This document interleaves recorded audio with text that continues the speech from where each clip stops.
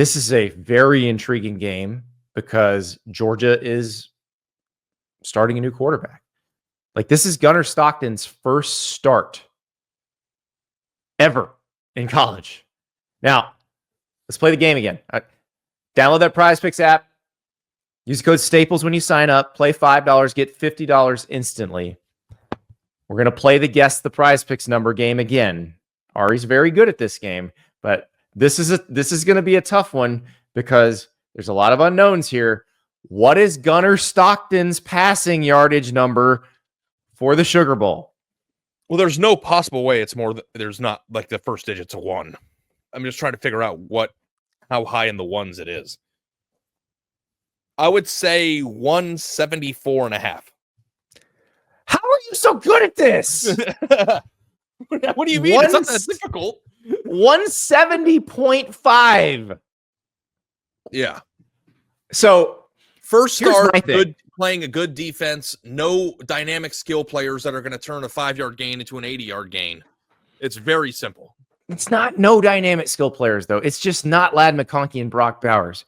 That's nobody the part that I can think take a screen in traffic to the house from their own 30. There is a guy. He's just not a receiver.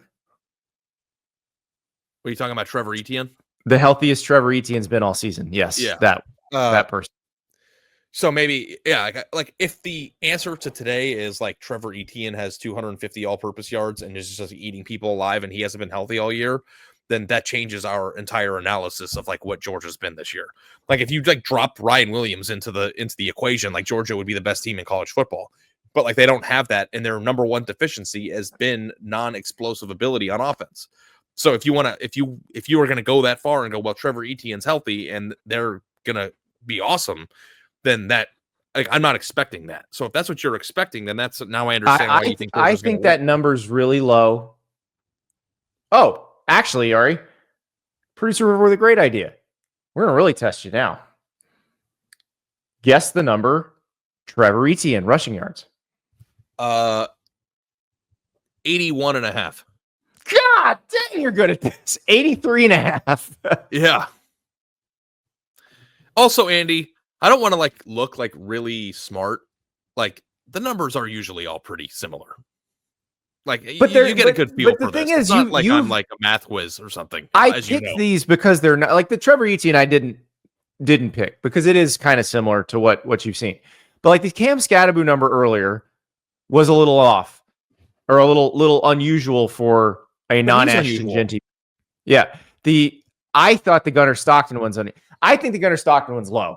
Like, what did you think it would have been? If I would have asked you and we would have played the game in reverse without you seeing it, what would you have said? For Gunnar Stockton, like in the low 200s. Yeah. Which is 30 yards more than he's got. Which is maybe the difference of a reception. But I think we are just like, I think people have gotten in their minds because of what they saw in the second half of the SEC championship game that Georgia's offense is going to look like Michigan's offense looked all year with Gunnar Stockton. Like that they're suddenly like a read option team. They're not. Like he's not even as fast as Stetson Bennett. Stetson Bennett was a better running threat than Gunnar Stockton. But Gunnar Stockton can throw the ball. Like, let's not forget that Gunnar Stockton as a recruit was ranked higher than Carson Beck as a recruit. Different years. Yeah. But Gunnar Stockton was an elite quarterback recruit. He has a big arm. Is it fair to anticipate a big game from him? Or is it don't make mistakes, manage the game the way you did in the second half of the SEC game or title game and like get Georgia to win a defensive slog? Like, I think they start out fairly conservative. I think if you're Georgia, you want to see how well Notre Dame's offense matches up with your defense, because if you feel like you can control them, then you stay conservative on offense and don't make the crippling mistake that can cost you the game. Now, if Riley Leonard comes out, because remember, Riley Leonard is the type of quarterback that does bother Georgia's defense. Like he's a very good runner, whether it's a design run or a scramble.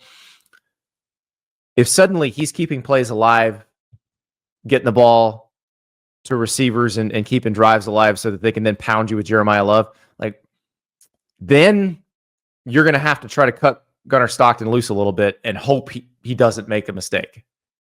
But I think if Georgia's like, I think the Georgia Texas games are kind of instructive here because it's both of those are Georgia playing a team with a defense that they know is really good, but an offense that has not been perfect all season. If Georgia feels like they can limit that offense and limit explosive plays from that offense, which I think Georgia's probably going into this game feeling like they can do that, then you stay fairly conservative with Gunnar Stockton. Yeah. What, and I don't even know where to begin to guess on this, and I don't even know if there's a square, but like, what is Riley Leonard's rushing output? I can tell you right now. Look that up because, like, sing a song, like, and I'm looking it up. Who's the cute boy with the white jacket and the thick accent? Boy. Ooh. So Riley Leonard's rushing number is 39.5. Which means I wonder if Notre Dame wins this game. To get sacked much. If Notre Dame wins this game, it's because Riley Leonard is more than, right? Yeah. Well, if you're more than 39.5, it means you didn't take a bunch of sacks. But also, too, like if he breaks off a few big runs or extends drives where Quinn Ewers wouldn't have been able to. And like if they played the same game that Texas and Georgia played, except you add in a running quarterback that can, evade pressure or escape pressure and then move. I love how you just want to turn this into an arch discussion. No, it's not. This is who Riley Leonard is. Like, and he's healthy. You're right. Like Riley Leonard is coming into the year. You would have put him in the top 5 with Jalen Milroe and a few other guys of like most explosive runners at the quarterback position in the sport. And I think people forget that. So like, this is the season where it's like, last game of the year, can't hold anything back now, like from the water boy, like this is, if you're going to run them, then run them, and I don't even mean just on designed runs. I mean, like really, really emptying out the bag with the pocket breaks down and you're in man and you see those, you see the names on the backs of the jerseys, you run. Like, go. Like you might not fight for the extra 3 yards to get the first down in a regular season game that, you're winning by 14 in the second quarter. But like in this game, like every first down matters. Possession time matters.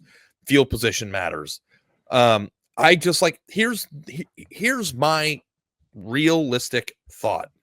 And I have been on the Notre Dame bandwagon from the beginning of the year, and I am picking again Notre Dame to win this game. Why? Because I do not think that Georgia's offense, simply put, is good enough. So if I am wrong, and I've been wrong a lot, it's going to be because Georgia's offense shows me something today that I don't think they have. Like that's how they right? Like I don't know. Like, do you think they're going to win 13-10? Like what you I don't pick think them so. to win? I think this game's going to be higher scoring than that. You do? Yeah. So you think that Georgia is built to exist in a game that's high scoring against a quality opponent? I'm not talking about 38-35. I'm talking about like 24-20, 27-24. I think Georgia can win a game like that. Yeah. Yeah. I got Georgia in this game. You've got Notre Dame. I'm excited as hell for this. And like I'm going to have to manage my time after the game's over because like, I'm going to be driving back in LA and like it's going to be I have to watch like every snap of this game. You've got to go over the hill, as they say. So yeah.